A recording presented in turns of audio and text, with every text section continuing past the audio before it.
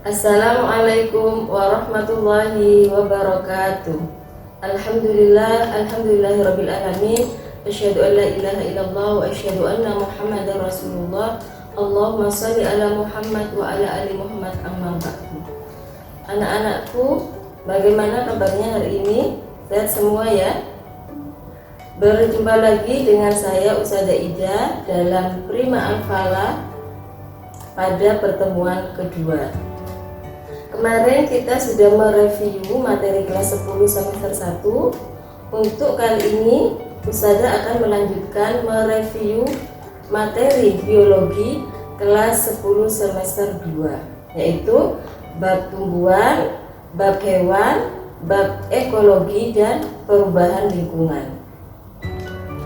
Yang pertama tentang tumbuhan, ya. Kita tahu bahwa ciri tumbuhan adalah, ya, salah satunya mempunyai klorofil. Karena mempunyai klorofil sehingga tumbuhan bisa berfotosintesis. Nah, organisme yang bisa berfotosintesis disebut dengan organisme autotrof. Masih ingat kalian bahwa tumbuhan itu dikelompokkan menjadi 3, yaitu lumut, paku, dan tumbuhan berbiji, ya. Yang selanjutnya yaitu bab hewan. Ciri hewan adalah tidak mempunyai klorofil, ya, sehingga tidak berfotosintesis. Organisme yang tidak bisa berfotosintesis disebut dengan heterotrof. Nah, ciri yang kedua, hewan geraknya adalah gerak aktif. Maksudnya aktif adalah hewan bisa berpindah tempat. Hewan berdasarkan ada tidaknya tulang belakang dikelompokkan menjadi 2, yaitu hewan vertebrata atau hewan bertulang belakang dan hewan invertebrata atau avertebrata atau tidak bertulang belakang. Yang pertama, hewan vertebrata. Hewan vertebrata atau bertulang belakang dikelompokkan menjadi 5, yaitu kelompoknya ikan, kelompoknya amfibi, reptil, aves, dan mamalia. Untuk hewan invertebrata atau avertebrata itu dikelompokkan menjadi 8. Ada yang namanya porifera, moluska, solenterata, arthropoda, echinodermata, annelida, platyhelminthes, sama nematyhelminthes, ya. Kalian coba ingat-ingat lagi ya tentang bab hewan di bab beberapa itu ya, pokoknya semester 2 kelas 10, ya. Setelah bab hewan kita lanjutkan ke bab ekologi atau ekosistem. Di dalam ekosistem ada 2 komponen penyusun. Yang pertama ada komponen biotik, yang kedua komponen abiotik. Yang biotik, bio itu artinya hidup, itu adalah berupa makhluk hidup. Contohnya adalah hewan, tumbuhan, manusia, ya. Kalau yang abiotik, A artinya tidak, berarti tidak hidup. Apa saja yang termasuk abiotik? Yaitu suhu, air, tanah, cahaya, dan sebagainya. Di dalam ekosistem ada yang namanya rantai makanan. Apa sih rantai makanan itu? Rantai makanan adalah proses makan dan dimakan, ya. Nah, kumpulan dari rantai makanan disebut dengan jaring-jaring makanan. Untuk bab terakhir di kelas 10 yaitu bab perubahan lingkungan dan daur ulang limbah, ya. Ini ada hubungannya dengan bab sebelumnya yaitu ekosistemnya. Ingat kembali bahwa di dalam suatu lingkungan, di suatu ekosistem, ya, itu disusun oleh 2 komponen, yaitu biotik sama abiotik. Kalau salah satu komponen itu mengalami perubahan, mengalami kerusakan, ya, maka akan menyebabkan yang namanya perubahan lingkungan. Kita tahu bahwa perubahan lingkungan itu bisa disebabkan oleh 2 faktor. Yang pertama oleh karena aktivitas manusia, yang kedua karena kejadian alam ya. Contohnya kalau kegiatan manusia seperti penebangan hutan ya, maksudnya penebangan hutan yang tidak sesuai dengan aturan. Terus pembangunan ya, pembangunan memang banyak mendatangkan keuntungan, tetapi kalau kita tidak memperhatikan lingkungan sekitar maka akan menyebabkan yang namanya perubahan lingkungan ya. Yang ketiga, kegiatan manusia yang bisa menyebabkan perubahan lingkungan adalah pemakaian bahan-bahan kimia. Tentunya pemakaian bahan kimia yang tidak sesuai dengan aturan ya. Yang menyebabkan selain manusia tadi disebutkan bahwa karena kejadian alam. Ini disebabkan oleh bencana alam seperti banjir, tanah longsor ya, sama gunung meletus. Lah, kalau selanjutnya kita membahas tentang limbah ya. Limbah adalah sampah atau sisa suatu produksi ya. Jenis-jenis limbah itu banyak, ada limbah pertanian, ada limbah industri, ada limbah rumah tangga. Untuk selanjutnya yaitu polusi atau pencemaran ya. Apa sih polusi atau pencemaran? Polusi adalah masuknya suatu komponen ke dalam suatu ekosistem melebihi batas normalnya. Penyebab polusi disebut dengan polutan. Kalian masih ingat polusi itu ada banyak ya. Di antaranya adalah polusi air, polusi tanah, polusi udara, dan polusi suara. Bagaimana cara menanggulangi kerusakan lingkungan ya? Di sini ada banyak cara.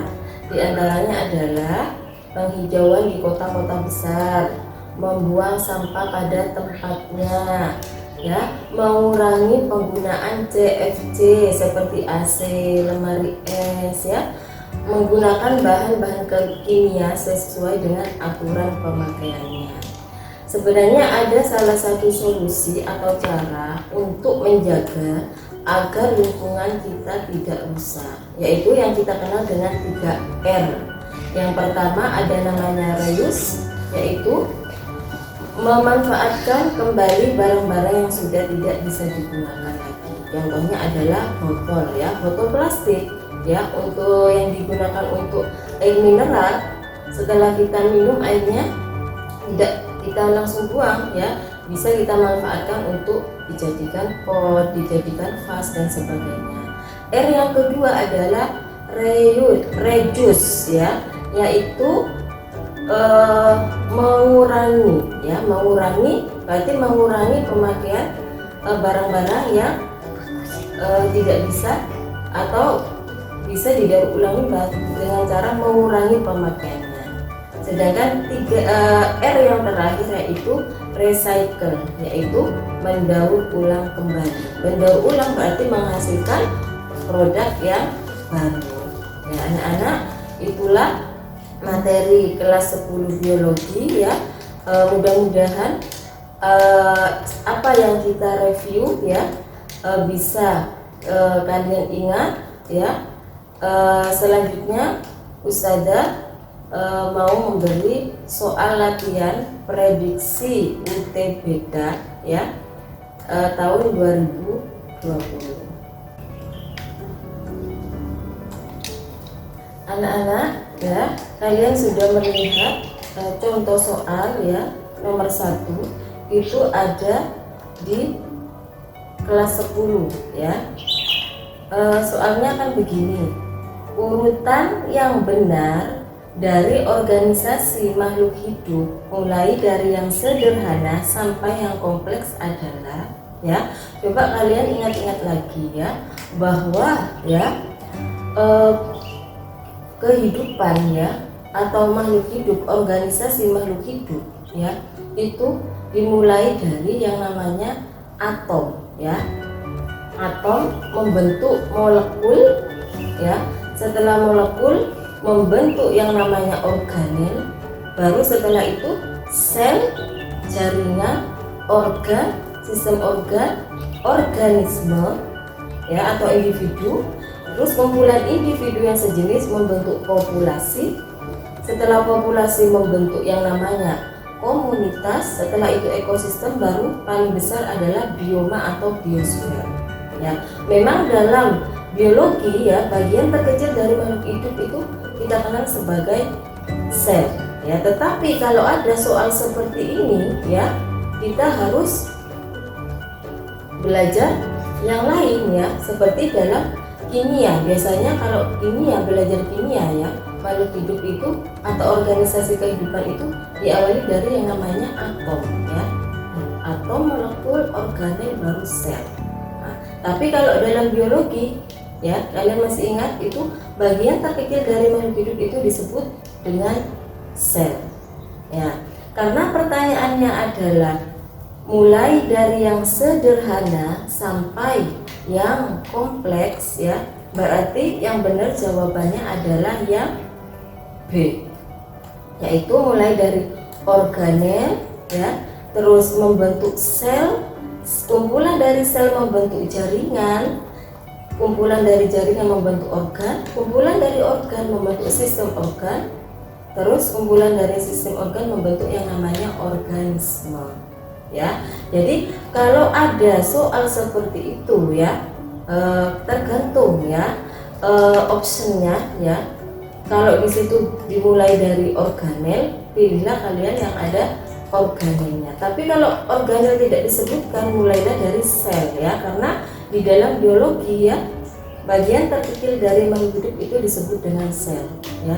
Tetapi kalau di optionnya ada organel, berarti organel dulu baru sel ya. Anak-anakku, untuk soal nomor 2 ya, kalian sudah baca kumpulan aneka jenis rumput ya yang tumbuh bersama dalam suatu habitat merupakan satuan. Nah, di sini kata kuncinya adalah aneka jenis rumput ya. Aneka jenis rumput. Masih ingat tadi yang nomor 1 ini ada hubungannya ya. Setelah terbentuk yang namanya organisme atau individu ya yang sejenis, maka akan membentuk yang namanya populasi ya. Kumpulan dari populasi membentuk namanya komunitas. Baru setelah itu ekosistem, baru yang terakhir adalah bioma atau biosfer ya. Karena soalnya kumpulan aneka jenis rumput, berarti ya aneka jenis rumput. Berarti di situ ada kumpulan dari beberapa populasi. Jadi jawabannya adalah yang B atau komunitas. Ya. Untuk soal yang nomor 3 ya, pernyataan yang tidak benar ya tentang protozoa. Nah, kita masih ingat ya, protozoa itu kan termasuk protista ya, protista yang mirip hewan. Nah, cirinya protozoa ya, masih ingat ya kalian materi kemarin ya, bahwa yang pertama uniseluler ya atau bersel satu ya, tidak mempunyai klorofil ya, sehingga tidak bisa berfotosintesis yang kita kenal dengan heterotrof ya. Jadi untuk menjawab soal nomor 3 ya, pernyataan yang tidak benar tentang protozoa adalah yang D, yaitu penyebab kudis ya. Kita lihat satu-satu ya. Yang A uniseluler, benar ya, karena protozoa itu bersel satu, habitatnya di air, benar. Kingdom protista ya, benar ya, karena kingdom protista itu kan ada 3, mirip hewan, mirip tumbuhan, sama mirip jamur ya. Heterotrof, benar, karena tidak mempunyai klorofil sehingga tidak bisa berfotosintesis, disebut dengan heterotrof ya. Jadi jawabannya adalah penyebab kudis, karena kita tahu bahwa penyebab kudis itu adalah dari golongan arthropoda. Anak-anakku sekalian ya, itulah yang bisa Ustazah sampaikan pada pertemuan kedua di Prima Alfala. Mudah-mudahan bermanfaat dan kalian semuanya bisa sukses ya bisa keterima UTBK sesuai dengan harapan masing-masing. Kurang lebihnya Ustazah mohon maaf ya. Ustazah akhiri, wassalamualaikum warahmatullahi wabarakatuh.